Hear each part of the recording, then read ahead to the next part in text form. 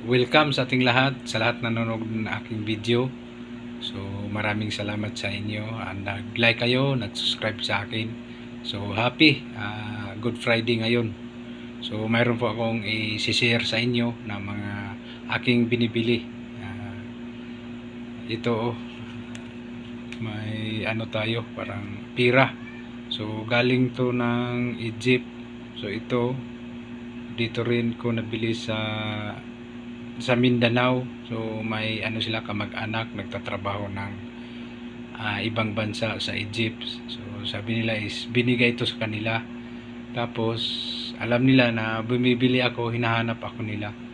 So ayan, nakabayad na tayo, na nabili tayo mga ganitong mga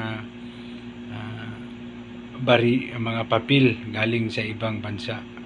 So ito, Central Bank of Egypt, 10 pesos value niya, 10 pound sa kanila.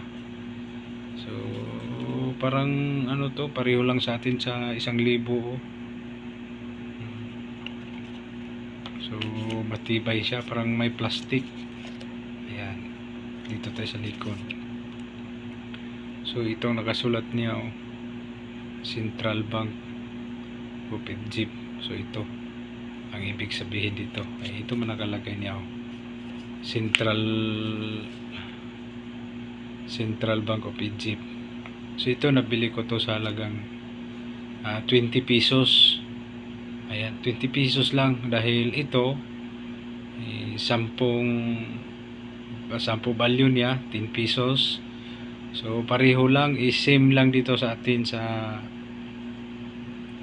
bansa natin, 10. So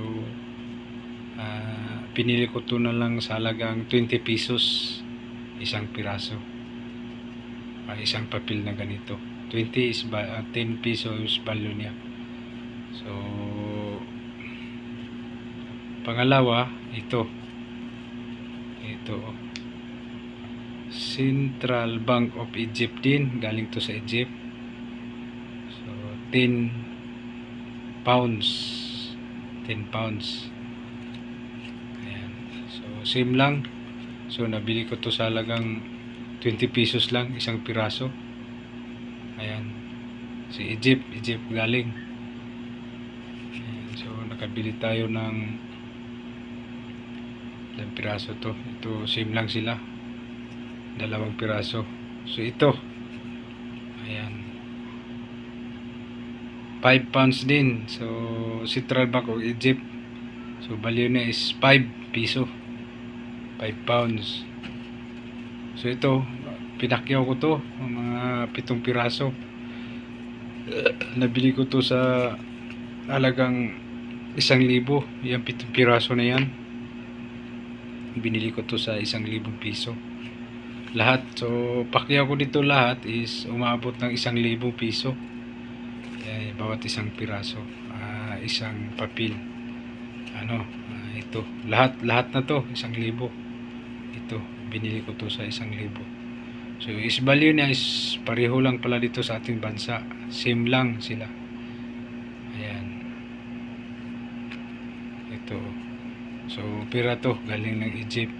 So may kababayan tayong na Muslim, siguro kamag-anak niya galing sa ibang bansa doon sa Egypt. So sabi niya nga sa akin is binigay daw sa kanya, tapos hinahanap nila ako. So nabili ko to sa halagang 1,000 piso.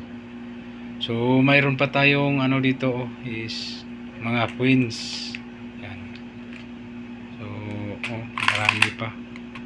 So talagang nabili ko to bawat isang piraso. So umabot siguro gastos ko dito is mga 50k nga, 50k o 50,000 pesos ang ginastos ko.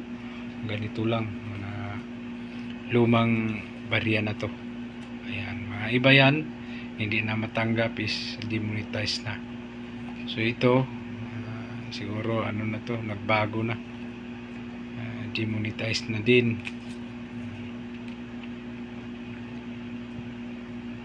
So yan lang po ang masishare ko sa inyo. So patuloy pa tayong na bumibili ng mga lumang mga barya o lumang mga papel. Bumibili din tayo ng mga ganitong mga baril, mga papel kahit sa ibang bansa. So bumibili din tayo sa lahat ng may nagbibinta, so bilhin natin.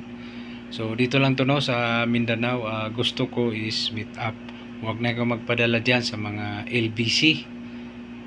Ayan, sa mga LBC. So ang dami na tayong diyan, naloko na tayo diyan magpadala. Kung gusto ko lang is meet up.